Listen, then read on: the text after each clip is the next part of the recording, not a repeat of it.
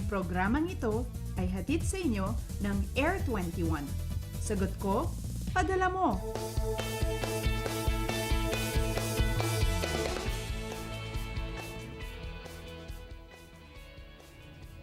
Good morning, Luzon, Visayas at Mindanao. Thank God it's Friday naman po, no? Time check muna tayo. Philippine Star Time po natin ay 4:59 na po ng umaga. Kaya naman gising na po para po hindi po malate sa kanilang papasukang opisina ang ating mga empleyado. Pero alam nyo ba, malapit na rin po tayo magpaalam sa buwan ng Mayo at ibig sabihin po nito, malapit na rin po tayo magpaalam sa pagbabakasyon, lalong-lalo na para sa ating mga estudyante. Kaya ang tanong ko ngayon, ready na ba kayo sa pagbabalik eskwela? At para po sa ating mga magulang dyan, nakapagbili na po ba kayo ng mga school supplies para sa inyong mga anak? Well, kung hindi pa, ngayon po alamin po natin kung magiging perfect day kaya itong Friday na ito para po kayo ay lumabas at mamili ng mga gamit ng inyong mga anak para po sa kanilang eskwela. Live mula sa Pag-asa Weather and Forecasting Center, ito po ang Panahon TV na mula Lunes hanggang Linggo, una maghatid sa inyo ng pinakabagong ulat panahon. Mapapanood rin kami via live streaming sa www.ptv.ph. Kasama niyo po ngayong Friday morning, May 23, 2014. Ako po ang inyong weather lover, Amor La Rosa. At mga kababayan, anunsyo lamang po tayo ngayon pong ikatlo at huling araw ng World Economic Forum on East Asia na gaganapin sa Makati City. Dito bibigyang pansin ng mga infrastructure projects at kung papaano ito magiging tulay sa pag-unlad pa ng ekonomiya. Tatalakayin rin po dito ang Pilipinas bilang isang magandang investment arena. Ibig sabihin, isa itong pagkakataon para sa ating bansa na makilala pagdating sa economic reforms and investment opportunities. At tinatayang halos 70 public figures mula po sa 20 bansa ang higit at pati na rin po kasama dyan ang higit na 400 pinuno ang makikiisa dito para po magpalitan ng mga ideya at mga estratehiya. At ang tema po para sa taong ito ng 2014, Leveraging Growth for Equitable Progress. At para po sa araw na ito ng Biyernes, magkakaroon po ng discussion sa Asia Security Outlook, Equitable Employment, ganoon din po sa Millennial Sustainability Movement. At dahil nga po sa forum na ito, may advisory lang po tayo tungkol dito sa road closure at rerouting activity ngayong May 23, 2014 mula po alas 2 ng hapon hanggang alas 6 ng gabi mamaya ay sirado po ang mga kalye. Diyan po yan sa malapit sa Makati Shangri-La Hotel. At ngayon po, para po malaman na natin kaagad kung ano nga bang inaasahan natin lagay ng panahon sa mga susunod na oras, makakasama po natin ang isang weather forecaster ng Pag-asa, walang iba kundi si Mr. Manny Mendoza. Good morning, Mr. Mendoza. Good morning, Ma'am Amor, at sa lahat po ng mga viewers ng telebisyon ng bayan. Panahon lalong-lalo na po sa posibilidad ng pagpasok ng epekto ng El Nino dito sa Pilipinas ay halos araw-araw na po nating tinatalakay dito po sa Panahon TV ang tungkol dito sa El Nino para po mas maunawaan po ng ating mga kababayan. So para po sa araw na ito, talakayin po natin ang tungkol dito, no? Meron po bang epekto itong developing El Nino phenomenon sa pagpasok ng official wet or rainy season dito sa ating bansa? Tama ka doon, Ma'am Amor. Para po sa kalaman ng lahat, yung pong El Nino, yung po ay abnormal na pagtaas at pag-init po ng temperatura sa karagatang Pasipiko na apektado po ang bansang Pilipinas. Unang-una po ay talaga pong makaka-apekto po ito sa atin pong wind system, wind pattern, kasama po yung tinatawag po nating southwesterly wind flow. At sa amin pong palagay, sa climatology, it really affects the wind pattern or wind system here in the Philippines. And then, yun pong makakaroon po ito ng tinatawag na below normal rainfall na mararanasan po sa bansang Pilipinas. Siyempre pa po, ibig po sabihin noon, kung 50 millimeters po yung natanggap nating normal na rainfall, magiging 40 or less than 40 millimeters po ang ating pong mararanasan. At meron din po tayong social effect sa tukol po sa bagay na ito. Effects po social. Ito po halimbawa, disruption of normal human activities, migration to urban communities, and human and health problem. Siyempre, pag meron pong El Nino, mararanasan po natin yung mga problema sa atin pong pangangatawan.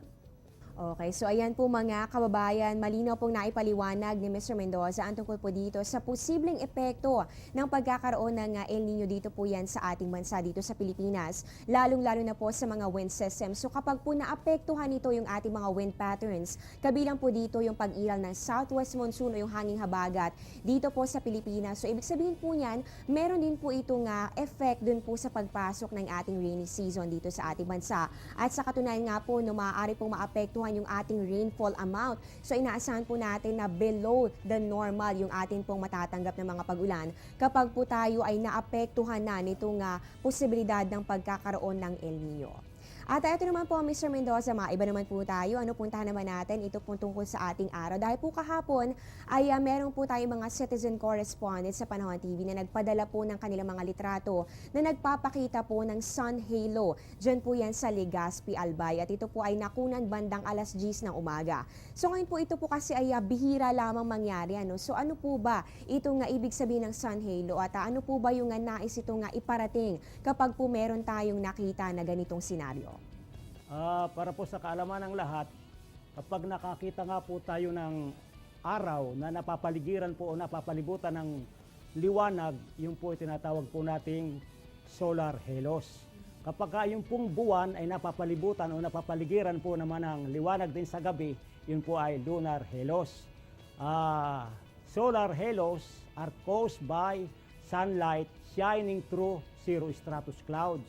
At ito pong cirrostratus clouds na ito ay mayroong mga tiny, shiny particles, millions of ice crystals na naroon po sa kalangitan. Kapag ito nga po nakita natin, yun po indikasyon na malapit po ang tag-ulan. Ang ibig pong sabihin, nagbabadya ang mga darating na mga pag-ulan kapag nakakita po tayo ng solar halos. Ayun, yun naman pala ang ibig sabihin nito pagkakaroon po natin ng solar halo o yung pong nakita po natin kahapon sa mga litrato. At yun nga po, naging trending din po yan sa social media dahil nakita po natin yung mga pictures ng ating mga kababayan dyan po sa Legazpi. So ito po nga, solar halo na ito nga po tulad po na nabanggit ni Mr. Mendoza kapag po yung sunlight natin ay nag-pass through dito po sa cirrostratus clouds kung saan nga po meron po tayong mga tinatawag na ice crystals, doon po tayo nagkakaroon, doon po nabubuo yung illusion na meron po tayong halo o meron pong nakapalibot na bilog dito po sa ating araw. At kapag naman po sa buwan, ang tawag po natin dyan ay moon halo o lunar halo. So yan po, dagdag po natin yan sa ating mga kaalaman. Kaya naman po maraming salamat Mr. Mendoza at naibahagi niyo yan sa amin.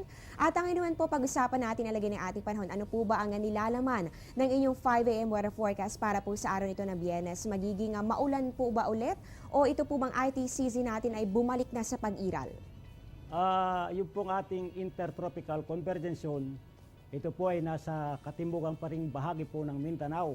Ang ibig pong sabihin, wala pong nakakaapekto sa Mindanao. Ang tanging weather system na nakakaapekto po sa bansang Pilipinas sa araw pong ito ay ridge of high pressure area. Ito po ay yung pong ridge of high pressure area ay naroroon na po sa bandang bahagi ng Hilagang Luzon. Medyo umakyat na po from Bicol region, southern part ng southern Luzon, central Luzon. Ngayon po yung ridge of high pressure area ay naroroon na po sa northern Luzon.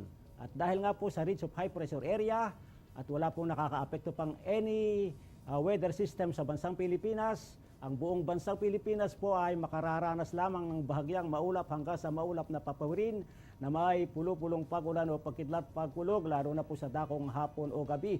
Ang range of temperature po here in Metro Manila is from 25 to 36 degrees Celsius.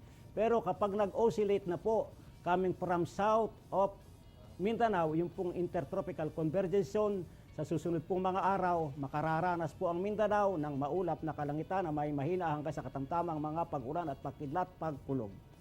Ayan po, nalaman na po natin ang inaasahan nating lagay na panahon para sa araw nito na Biyernes. At sa pangkabuuan naman po, no, magandang panahon pa rin ang nag-iintay para sa ating lahat sa mga susunod na oras. At ito naman, Mr. Mendoza, mainit pa rin po talaga ang panahon natin. So kahapon, gaano po ba katataas yung temperaturang naitala natin dito sa ating bansa? At base po sa inyong obserbasyon o sa inyong assessment, ano na po ba ang nangyayari sa ating mga temperatura? Ito po ba ay unti-unti na nagkakaroon ng bahagyang pagbaba o lalo pa po ba ito nga tumataas? Tulad po ng ating nakikita, Kahapon po, naitala po sa Tuguegarao City yung pinakamataas na temperatura sa buong buwan po ng Mayo. I really believe that. 39.8 degrees Celsius sa Cabanatuan, 37.6 degrees Celsius sa Naiya, Parañaque, 37.0 degrees Celsius sa Isabela po, Isabela, 36.8 degrees Celsius, sa Port Area, Manila, 36.0, at sa Sanglay Point, Cavite, 36.0. Ibig pong sabihin noon, medyo mainit pa rin po ang ating panahon, mataas pa rin po ang ating temperatura. As per climatological records, during second week or even third week ng buwan ng Mayo, yearly, nagaganap po yung mainit na panahon at matataas na temperatura.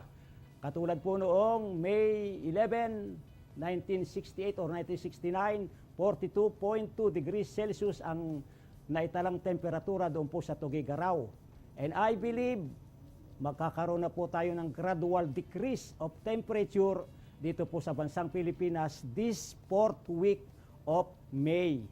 At asahan po natin, magkakaroon po tayo ng pulo-pulong pag-ulan at pagkidlat, pagkulog, lalo na sa dakong hapon na gabi, at makakaranas pa rin po ng medyo mainit na panahon during the last week of May dito po sa ating bansang Pilipinas. Sa madaling salita, magkakaroon pa rin po ng maalinsangan, mainit na panahon sa ating bansang Pilipinas, and I believe aabot pa rin po yan sa buwan ng June, early week of June. Kasi nga po, ang still na makakaapekto sa ating bansang Pilipinas sa bandang bahagi po ng Luzon, Visayas at even sa Mindanao ay easterlies. Pag umakyat na po yung intertropical convergence sa Mindanao, sigurado medyo iba na po yung weather pattern, weather system na makakaapekto po sa bansang Pilipinas. Ayan po, nakita po natin kung saan po naitala itong pinakamaiinit na panahon, yung pinakamatataas nating temperatura kahapon. At dyan nga po sa Tuguegarao City, umabot pa na hanggang 39.8 degrees Celsius. Naku, napakainit po talaga niyan. Kaya mga kababayan, hanggang sa ngayon po ay kanya-kanyang diskarte pa rin tayo para maibsan natin yung matinding init ng ating panahon. Pero nabanggit nga po ni Mr. Mendoza na posible pong sa mga susunod pang mga araw at susunod pang linggo ay posible na maranasan na po natin yung bahagyan ng pagbaba ng ating temperatura. Pero meron pa rin po mararamdaman tayo na init ng panahon. So ayan po, babantayan po natin ang development sa lagay ng ating panahon. Okay, maraming salamat po Mr. Manny Mendoza sa bilaging impormasyon tungkol sa lagay ng ating panahon. At natunghan nga po natin ang isa sa mga weather forecasters ng Pag-asa. Ngayon dumako na po tayo sa ating sunrise at sa sunset. Sisikat po ang ating araw mamayang 5:26 ng umaga at lulubog naman po yan 6:19 p.m. Para po sa ating moonrise, yan po ay 1:04 a.m. At para po sa ating moonset, yan po ay 1:25 p.m. At para po sa ating illumination, meron po tayo sa ngayon na 34%. At para po sa ating, meron po tayong pagbabago sa lagay po ng ating mga buwan o yung phase of the moon. So sa darating po na May 24, magkakaroon po tayo ng waning crescent moon. Kilala rin po ito bilang old moon na nangyayari kapag ang ating buwan ay halos yan po ay kalinya na ng ating mundo at ng ating araw. Ibig sabihin po nito ilang bahagi pero less than half of the moon ay naliliwanagan ng direct sunlight. At ito nga po ay maaaring umabot ng 29% yung illumination ng ating buwan. Pero bukod dyan, sa darating naman po na May 29, magkakaroon po tayo ng new moon. Sa ganap po ito na 2:40 ng madaling araw. Halos hindi na po illuminated ang ating buwan at yan po ay tinatayang meron na lamang 1% na lang ng bahagi nito ang naiilawan. At kapag ganitong phase of the moon, katulad po ng full moon, ito po ay ibig sabihin yan ay malakas ang ating gravitational pull. Kaya po inaasahan natin na posible na mas mataas po kesa po sa normal level ang ating high tide at mas mababa naman kapag meron po tayong low tide. At pag-uusapan na po natin ang ating tidal predictions. Ito na po ang courtesy of NAMRI, ang mga datos nila. Ngayon po ating high tide, yan po ay 4:50 p.m. Yan po ay 0.71 meters. At ang ating low tide naman ay 12:09 a.m. Yan po ay 0.07 meters. Magbabalik pa po ang Panahon TV pagkatapos ng ilang mga paalala.